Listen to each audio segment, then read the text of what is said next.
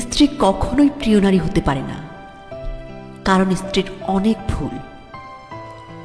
বেশিরভাগ লোককে যদি প্রশ্ন করা হয় আপনার জীবনের প্রিয় নারীকে, স্বভাবতই অনেকে উত্তর দেন মা, কেউ বলেন মেয়ে, কেউ বা বলেন বোন, কেউ বা বলেন নানি, কারণ সে তাকে কোলে পিঠে করে মানুষ করেছে।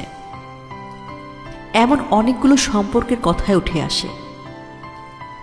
খুব অবাক লাগে একজন মানুষও উত্তর দেন না তার বউ তার সবচেয়ে প্রিয় নারী।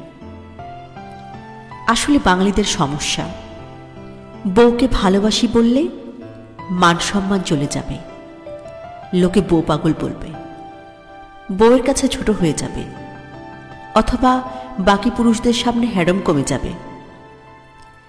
এমন একজন মানুষও কি নেই যার হাসপাতালের বেডের পাশে নির্ঘুম রাত কাটিয়েছে তার স্ত্রী, অথবা একসাথে জীবন যুদ্ধটা করবে বলে বাবার বাড়ির আভিজাত্যকে দূরে রেখে স্বল্পবেতনের ছেলেটার হাত ধরে বাবার বাড়িটা ছেড়ে এসেছে।